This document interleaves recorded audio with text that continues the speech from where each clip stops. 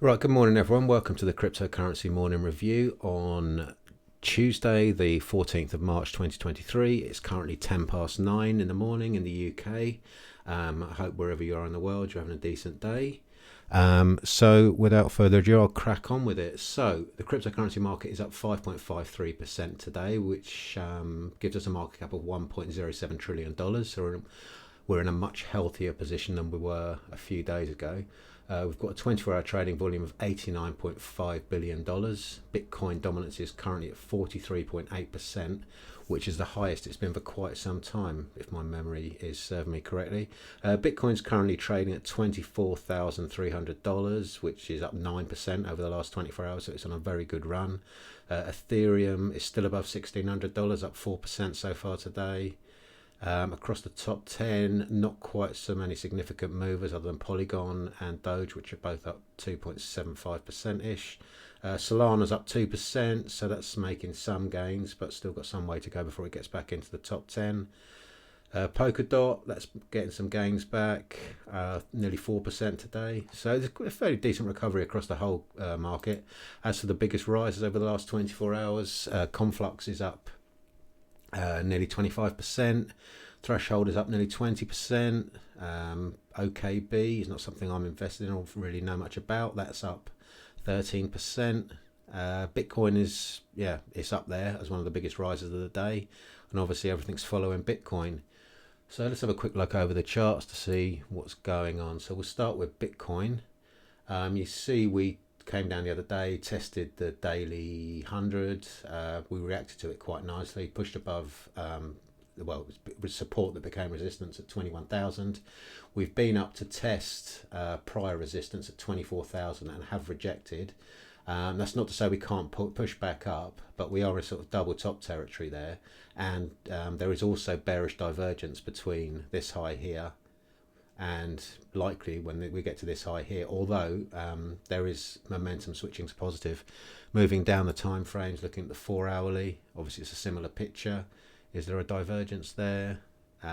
Nope, no divergent activity there. We're above both the 50 and the 100, and it's just a case of breaking through that $24,000 level. It's proved pretty strong resistance over the past month. Let's go back to the daily and scroll back a bit. Well, yeah, if I could bring that back to even back to August 2022, there was some resistance there. So that's a key level, excuse me. That's definitely a key level. So keep your eyes on that. That's something we need to be pushing through. Let's see on the hourly, see if there's any setups for a day trade. Not really, but things are looking quite rosy in the garden because we are above the 50 did cross above the 100 as I was discussing yesterday. So we've got like a golden cross on the hourly chart. Positive momentum, well, negative momentum rather, but we've got the signal line, MACD line, both way above zero. It could put us into overside territory. I'd have to check the RSI, but I don't really want to load that up now with the way my computer's behaving. But I'd say Bitcoin's looking quite healthy today. I wouldn't worry about any major pullbacks. We're consolidating on the hourly. When you look on the 4-hourly, it's pullback, again, more consolidation. But it's just this $24,000, well, $25,000 level that we need to try and break through. Will it do it? Only time will tell. Moving on to Ethereum, I imagine it'll be much the same. Yeah, so we've got this resistance at $17,000. Let's scroll back. Yeah, it's historical resistance. It goes all the way back to there, really. So we've been up to test it yesterday. We had a lovely run up from the pullback we had after the USDC thing that happened over the weekend. We went all the way down to 13,000. So if you bought up at that level, you're already quite considerably in profit. We've had 1, 2, 3 lovely run ups, making higher highs there. We've pushed up a little bit further. We closed to had a little run up, but we're on a pullback now from trying to test that $17,000 level. That's going to be hard to break, I think, but because we're not in bull market territory yet, but it's looking much better than it has been. We've moved to positive on the histogram rather. There was a clear divergence across the highs there. Possibly it'll be a double divergence should we make a new high there, but only time will tell. Here, similar picture.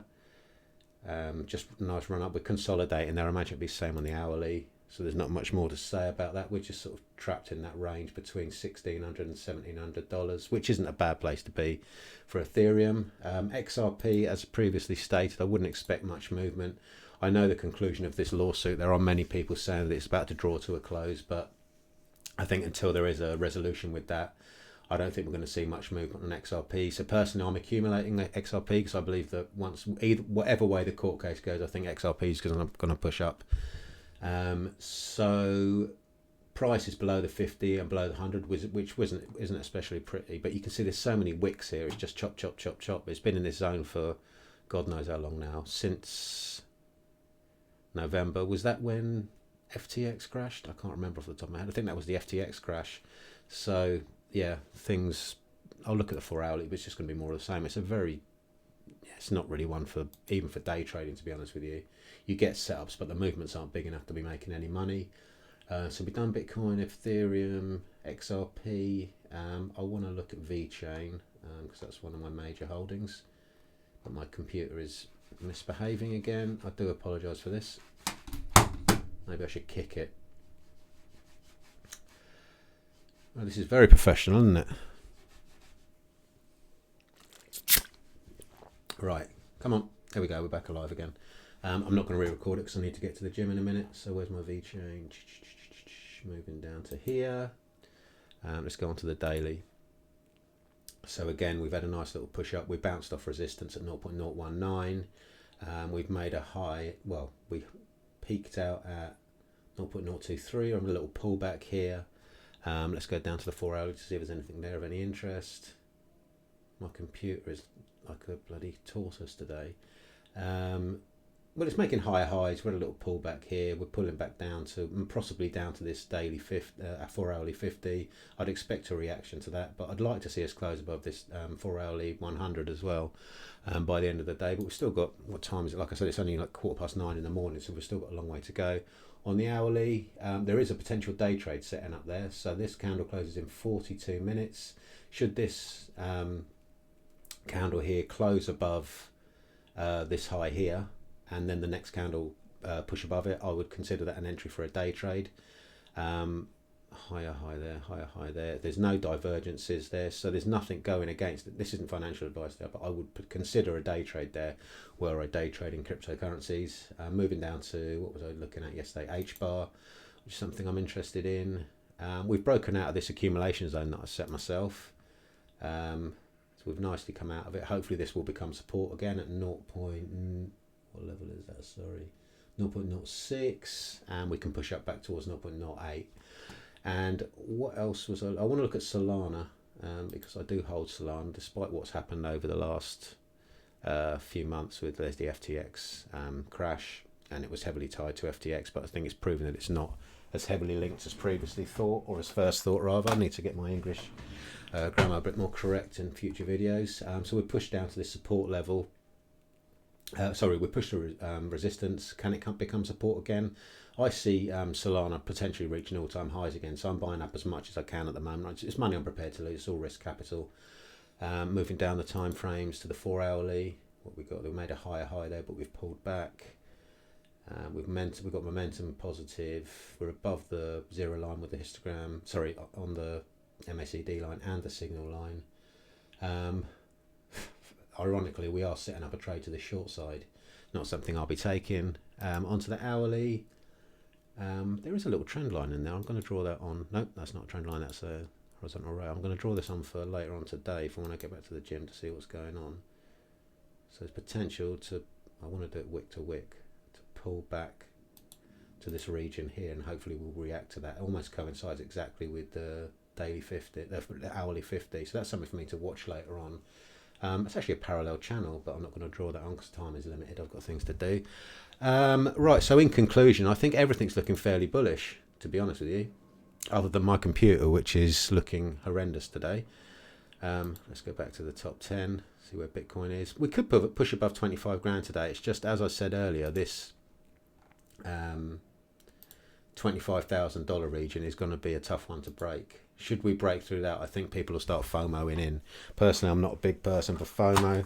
If you can hear me, I'm opening up a packet of painkillers. I've got a headache, so I'm taking some ibuprofen. I don't know what you call that in the rest of the world. Tylenol? I'm not sure. Right, so I'm going to wrap it up for there. Thank you for watching. If you haven't already, please consider subscribing. I'm going to do daily updates every morning, plus my usual videos. So drop a like, help me get to a wider audience. Any comments or questions, leave them down below, and I will see you in the next video. I wish you all a wonderful morning, afternoon, evening, wherever you happen to be in the world. Thanks for watching, and bye for now.